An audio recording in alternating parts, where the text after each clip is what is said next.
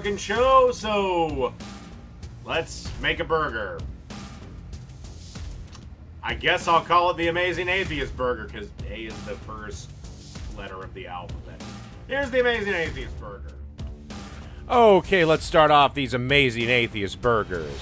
First, you want to grab some onion powder and sprinkle a generous amount on top of your burger.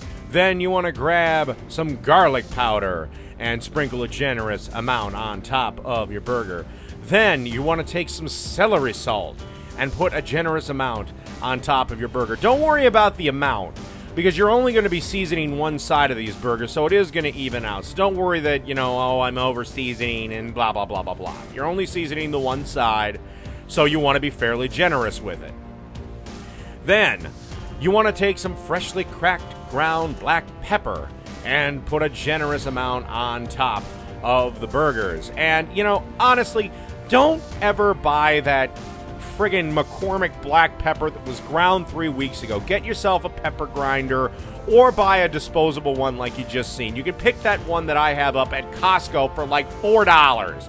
Stop being fucking cheap. Stop being a fucking bum. Spend some extra money and get yourself a pepper grinder. Then you want to place some tin foil over it and, put it in the ice box for a couple of minutes and then fire up the grill. And this is extra and optional, but I always run a oil-soaked paper towel over the grates before I put burgers on. It prevents them from sticking. And if you're worried about grill marks, it does help with that. Me, I don't give a sauteed rat's ass about that.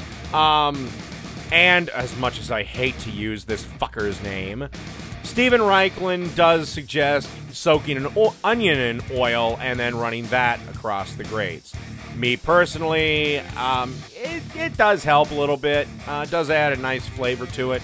But if you forgot a onion, or you just were too lazy to buy one, or don't have one, then paper towel's kind of the way to go. And you figure with as many times as I've done that, I wouldn't have had to fight with a little cloth like I just did. But, yeah.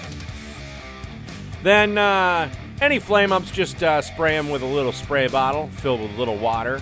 And then you'll be ready to put your burgers on.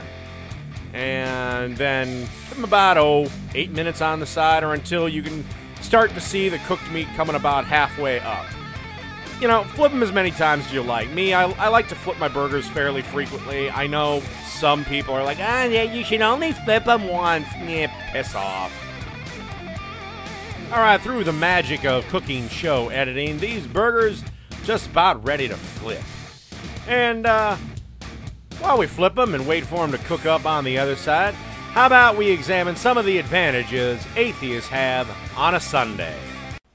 Sleeping in. Not having to stuff down bad, overcooked food at an after-church brunch. No fucking hats. Seriously, what the fuck is it with every religion and hats? Not having to pretend that you actually like really lame-ass music. Not having to listen to someone scream about getting an amen before you've had a cup of fucking coffee. Football. Just football. Most people have a full measure of life, and most people watch it slowly drip away. But if you can summon it all up at one time, in one place, you can accomplish something glorious. My time here is over. You must go and search out Catan. It'll take the power of your hope to destroy the shield. Will I ever see you again? Who knows, Highlander? Who knows? Go. Okay, after the burgers are cooked, time to add the final ingredient to them. And that is, of course, the cheese. Don't worry about that little bit of cheese that's falling down in the grate. It'll burn right up. Don't worry about wasting food. Food's cheap. Alright, the burgers have been cooked. And time to get them off of the raging inferno.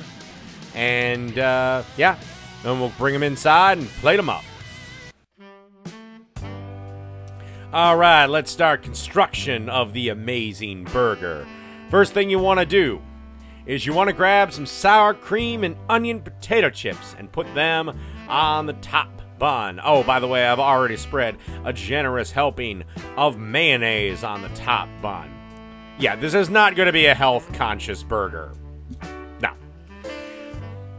Then you want to take some French's fried onions and put them on top of the potato chips. You kind of want to build this burger from kind of the bottom up almost, or from the top up. And the last thing you're going to put on is the bottom bun. It just makes it easier so you don't have to flip all that shit over on top on the bottom bun. Just makes life easier for yourself.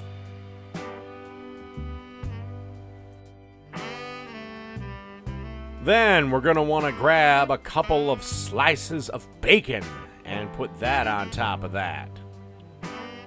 Everybody likes bacon. Bacon is nature's perfect food. It makes everything better. Then you want to grab one of the patties, put that on top of the bacon.